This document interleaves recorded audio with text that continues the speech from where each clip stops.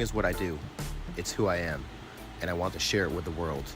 Grow Bites, every Sunday at 5:55 with Tom Morcombe of Vermont Grow Coaching, where we dive into the wonderful world of cannabis cultivation, extraction, and new techniques. This is my world. Won't you join me?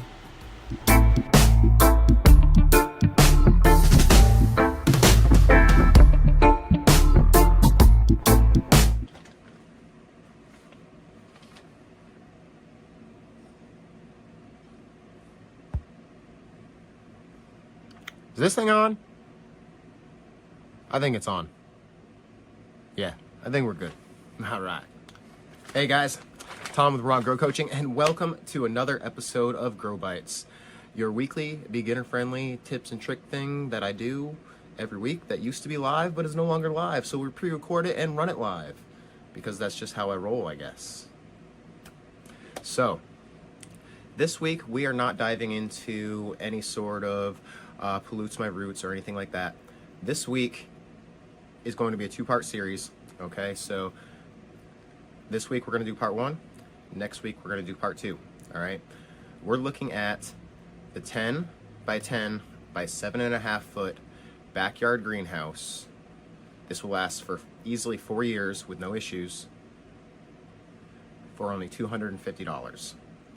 You can easily do it yourself in just a day, although doing it with two people is a little bit easier, right? So today we are going to go through the list of all the products that you're actually going to need to get this project going.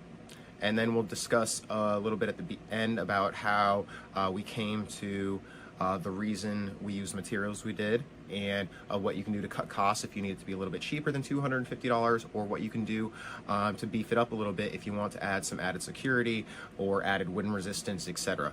So in that respect, we're going to dive right into it, okay? $250. That might be a lot of money to you. It might not. To me, $250 is, it's $250. I mean, come on. That could buy a lot of stuff, right? You know, a week's worth of groceries for a family of 5 if you're frugal, right? So in that respect, $250 for a greenhouse is extremely cheap, especially when you're giving yourself an easy 100 square feet of greenhouse space to work with. Okay, so everything that I mentioned here can easily be purchased at your big box store, with the exception of maybe the reinforced tarp. Now, when we get to the reinforced tarp, I'm going to discuss that a little bit, because there are definitely other options that you can get at your big box store and will actually cost you considerably less, but the reinforced tarp is definitely something that I do not like to skimp on. So with that said, let's dive right into it, okay? So the first thing on your list that you are going to need is going to be PVC pipe. Nice and simple, okay? We're going to need 15 half-inch by 10 feet in length PVC pipe. Now you want to go with something that's like Schedule 40 or better, because it needs to be able to have a decent amount of pressure resistance so that it's able to withstand a wind and snow load. Now the next thing that you're going to need are going to be half-inch elbows. Again, these are all PVC parts that we're starting here. So half-inch elbows. I say elbows, but I really mean corner tees, half-inch corner tees. Okay, and you're going to need 4 of those, because you got 4 corners of a greenhouse, right? Okay, and then you're going to need 3 of the normal half-inch tees. Looks like a letter T, just like the start of my name, the end of Vermont. Hope you get the idea there. All right, from there, you're going to need half-inch cross fittings. Sounds just like it is. You know, it is just like it sounds. It's a cross. 4 ways, half inches on all sides. You're going to need 7 of those. All right, the next thing we're going to need are 16 half-inch 45-degree elbows. Don't accidentally purchase 90-degree elbows, because these are for an entirely different purpose. They're going to end up with different angles for you, and you're going to end up with a less structural greenhouse in that respect. The next portion that you're going to need, or the item that you're going to need, is a PVC cutter. Now, some of you may already have a PVC cutter. If you don't, a PVC cutter is roughly about $15. You're going to need a tape measure, because you want to be able to measure the pieces that you're going to be cutting, right? If you don't have a tape measure, well, you can pick up a tape measure for $5 to $10 as well. It's not going to cost you that much to be able to have it on hand. And if you don't have one on hand, you probably should at some point anyway. They come in handy from time to time, usually for measuring stuff. Although I have seen people use them for other uses as well, I suppose.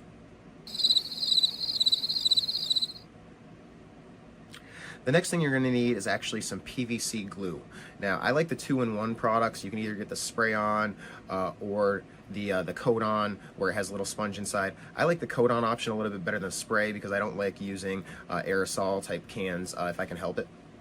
So in that respect, you just want to get a 2-in-1 product, one that has the primer and the glue in one, because you don't really need to be using 2 different products in this respect. It makes it a little bit easier to be able to get the job done and not have as many steps in the process, especially if you're doing this on your own. So the next thing you're going to need are loop stakes. Now these can be called landscape stakes, yard stakes, U stakes, whatever you want to call them. You need about 20 of these, give or take. Now this is the first step where you say, okay, well we can skimp and go cheaper, or we can spend more money and go more expensive, right? So if you want to skimp and go cheaper, you can do without it and maybe just go find some rocks around the yard and put some rocks on top of the frame to help hold it down. That will do the trick. It's not going to look as nice, but it will definitely work. If you want to go ahead and get a little bit more beefy with the product and have it a little bit more reinforced, you can lay down some gravel and actually put gravel throughout the entire base of the greenhouse, up to about 2 feet around the outside edges, and then also layer it over the top of the frame and go a good 3 to 4 inches over the top of the frame. And what that's going to do for you is reinforce that greenhouse structure, and it's going to prevent some of the pests from getting into your greenhouse. It's going to prevent some of the grass and the weeds from growing up through, especially if you decide to lay it down a landscape tarp first. Now, we did not put a landscape fabric or landscape tarp in this price list because we're trying to keep this greenhouse as cheap as possible in that respect, but landscape fabric is not that expensive, and you could easily put some landscape fabric into this project for under a total of $300 when your project is said and done. From there, you're going to need some zip ties. Now, I like the UV resistant zip ties, that way they can last quite a few years. And I also want to use a 14mm greenhouse tarp. This is a reinforced with fiber lining greenhouse tarp. The reason I use the tarp as opposed to poly is the tarp is 14 mil as opposed to your normal 6 mil greenhouse poly, so it's going to last longer. The other benefit here is by being reinforced with the strings, you're going to be able to fold the greenhouse tarp over in different areas to use the zip ties to mount it directly to the PVC pipe, and do not have to just use the areas where the grommets are. The other huge benefit of that over using a regular greenhouse plastic is with a regular greenhouse plastic, you either need to mount the plastic directly to the PVC in some way, shape, or form, either with tape or glue, or using some sort of wiggle wire or strapping to hold it down. So in this respect, we save a lot of the tearing issues, and you end up having a greenhouse that's going to last considerably longer for you. Now, I say this should easily last you 4 years, even up in Vermont. So in that respect, we're not looking at a 1-year thing and then you have to go out and start this again next year. No, this tarp should actually last you for several seasons, especially if you take the time to button it up and put a regular tarp over it in the winter to help keep the elements like ice and things of that nature off. Now, the greenhouse that we're looking at here is 10 foot by 10 foot by 7.5 feet tall. How do we get to that size? Well, Pythagorean theorem. Huh? Pythagorean theorem. I just lost like 12 people. They're like, what the fuck, you motherfucker? Whoop, there I go with the swears again. What the fuck, you motherfucker? That's what they just said to me. They're like, I'm here to learn about building a quick and easy greenhouse. And okay, well, I guess we'll make it quick then, and maybe those guys will come back. So, Pythagorean theorem. So, Pythagorean theorem. Go look it up. Here it is on the screen. What the hell am I looking at? Well, if you want to find the hypotenuse, or the diagonal angle of a triangle, you look at the height and the base. So the base being the bottom, and the height being the length from the bottom to the top, wherever you're going in that respect. So to find the hypotenuse, or the length of the diagonal angle, you use the Pythagorean theorem. Now that's where we ended up being able to determine the size of the poles that we'll actually be using for the angled section of the greenhouse. That way you're not using a standard hoop house. A hoop house is nowhere near as structural as an actual greenhouse. So by using these right angles, we're going to be able to have a nice greenhouse that's nice and structurally built that's 7.5 feet tall. Now, again, we use the Pythagorean theorem to get to these lengths, but I'm going to give you the lengths of what you need to cut right now for the most part. So you don't need to dive into this theorem unless you're interested in sizing into a different greenhouse. You know, if you want a greenhouse that's a bit taller, you might want to look into that so that you can adjust accordingly. But in this respect, we're going to be looking at lengths for the diagonal pieces that are 7 feet 1 inch long. Now that's going to leave you a section just over or just under 3 feet long when you go ahead and cut a 10 feet section. So that's going to leave you with another section that you can use for one of the side panels, because some of the side panels, the poles on the side panels are going to be 2.5 feet. So you only have to cut off a few inches in that respect. But for this week, I'm going to tell you that you're going to need to go ahead and get the angle cuts for, or the roof cuts for your 7 feet 1 inch pieces. We're going to dive into the rest next week. I don't want you to do too much cutting because a lot of this we can do on site as you're watching the video. This at least gets you the roof structure ready to set up for the most part. So with those 7 feet 1 inch lengths, you're going to need a total of 10 of them. Okay, there's going to be 5 that go on each side. These are the angle pieces for the roof of your greenhouse. All right, and then if you decide that you want to get a little bit more attentive or prep a little bit more for next week, you can go into why don't I have a blooper reel anymore? Man, okay, where was I?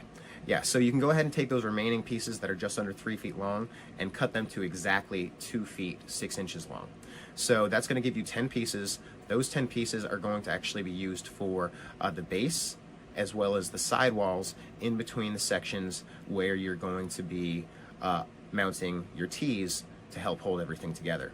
So in this respect, you already have 10 of those 2 feet 6 inch sections. Now on each side, you're going to have 4, 8, 9, 10, 11, 12, 13 of these wonderful 2 foot 6 inch bad boys. So at this point, you've already got 10. So you're going to need 13, but that's just for one side, right? So you're going to need a total of 26 for both sides, plus an additional 4 for the top. So that's a total of 30. Okay, so you've already got 10, you're going to need 20 more. Well, each of those 10 foot sections can easily be cut into 4 2 foot 6 inch lengths. So that's going to end you with a total of 10 feet because you have 5 foot divided by 2, 2.5 feet, right? So that gives you 4 for every pole that you're cut. So in this respect, you need 20 more. You're going to want to cut an additional 5 poles. So in the end, you're going to have 20 of these 2 foot 6 inch poles in addition to the 7 foot 1 inch poles that you've cut. We're not going to talk about cutting the end walls at this point because the end walls are going to go on last after we've built the rest of the frame. And then we've also got some support beams that are going to come down from the center as well. But we'll talk about those next week when I can actually show you guys the build. So,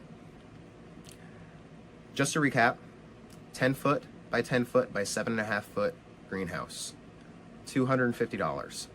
This is part 1. I've just given you all the materials that you need to go out and get in order to make this happen. Now, if you want to take it a step further, you can go out and purchase a couple of fans. You could purchase an additional tarp that you can sew onto your tarp to make some Velcro windows and stuff. But we'll touch base on that next week, and we'll get into the other added materials that you may need for that purpose when we're actually doing that portion of the build out. If you guys have any questions or concerns regarding this part 1 of 10 by 10 by 7.5 foot 4-year backyard greenhouse build for $250, I just sounded like I was giving some sort of infomercial there. Give us a call, 802-342-5381. Give us a shout at email, service@vermontgrowcoach.com. And as always, keep growing. See you guys next week.